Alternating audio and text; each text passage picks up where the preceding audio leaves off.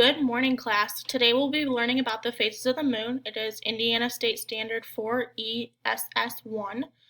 Be sure you pay close attention during this because there will be small questions and quizzes along the way. So let's get started. Why does the moon have phases? We have learned over and over again that there are three things going on with the Earth. The Earth revolves around the sun, the Earth spins on its axis, and the moon revolves around the Earth. The moon revolving around the Earth is what causes us to appear to see different parts of the moon. These different parts are called phases. It takes approximately 29 days to complete a whole revolution around the Earth, making the moon cycle about a month long, which is where our months come from. So there are 8 phases of the moon, and the 8 phases, the ones that you may have learned before, are just the simple 4, which are new moon, first quarter, full moon, and third quarter. But this year we're going to get a little more in depth and we're going to learn the waxing crescent, the waxing gibbous, the waning gibbous, and the waning crescent, So now we're going to ask a few questions. The first question, what phase comes first, waxing or waning?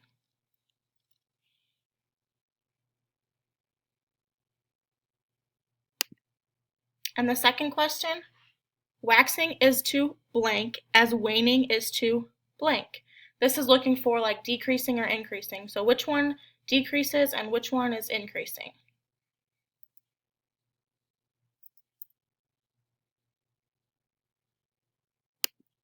All right, great job. I hope we got it perfect there. So we're going to start getting a little in depth on the phases now. So new moon. The new moon is the first phase of the cycle. It only lasts one day. After that one day, it still may be tough to see, but you will start to see little bits of slivers, which is a whole nother phase. So you have to be careful make sure you know that this phase only lasts one day. The moon is sometimes not visible. It appears very dark. As you see here, it's very dark. The shadow from the Earth is casting on the moon and it allows you not to see it.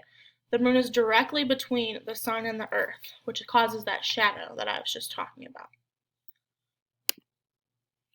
During the new moon is the only time we can have a solar eclipse. If you think about it, when the sun and the moon and the Earth are all directly in line, the moon completely covers the Earth's view of the sun, allowing us to only see like a bright ring around it. Sometimes you may not even see the moon at all, just the ring. The full solar eclipse only happens once every year. So it's a very special time. That's why everyone's like, oh, watch for the eclipse tonight, because it's very exciting. The waxing crescent. Waxing means increasing. It is only considered to be a crescent when it's less than half the moon is visible. Once it's half, it's another totally different phase, so be careful. Make sure you know that and understand that so you can do well on the exam later. But it's sometimes called a sliver. It can be looked at many different ways, as we see in the bottom. This is a fairly new waxing crescent. Here we're getting closer into the first quarter, which leads us to the next phase, the first quarter. An easy way to remember it is first right. Those R's really stand out. So you see the first quarter, the whole right side of the moon is lit up. It appears to be a half circle, and this phase also only lasts one night because the next day the moon is going to grow a little bit and it'll become a waxing gibbous. So gibbous here we see is a bulge or a bump, which means this little line here, it's more than half, so it creates a bump-looking thing on the moon. It's bigger than half, and we can see that the moon is progressively getting larger. This phase can look many different ways as well, as we see on the bottom here, and it may take several days. It's not a one-day thing. As the waning gibbous gets larger, it turns into a full moon. The full moon is the brightest and the fullest phase that a moon can be. It's one complete circle and again only lasts one night because once it's over it starts to decrease and become a different phase. The moon is directly on the opposite side of the Earth, so if you're looking from left to right, it's the moon, the Earth, the sun. During the full moon stage is the only time that a lunar eclipse can happen. A lunar eclipse is opposite of a solar eclipse. This can only happen on the full moon phase. It's when the sun and the moon and the earth are all directly lined up. The earth blocks the sun from hitting the moon, so the moon appears red. It can only happen 1 or 2 times a year.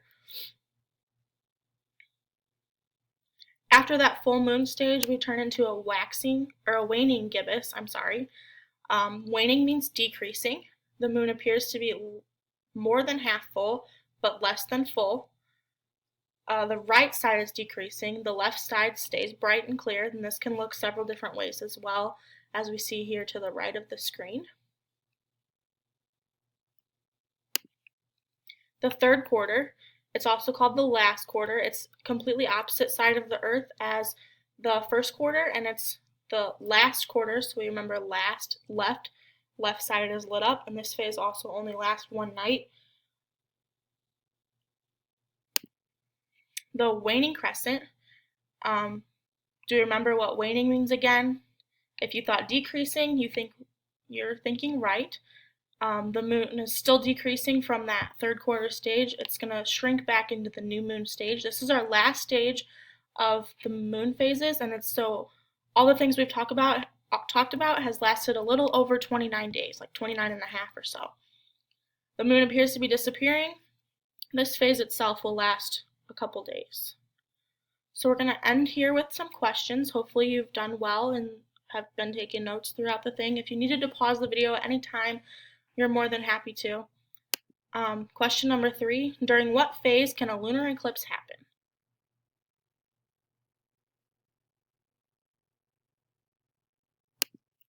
Question number 4, how many days does the third quarter moon last?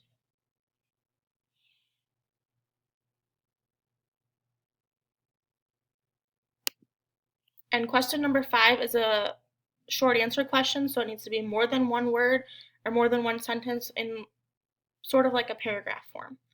In your own words, what is the difference between a lunar and a solar eclipse, and how are they similar?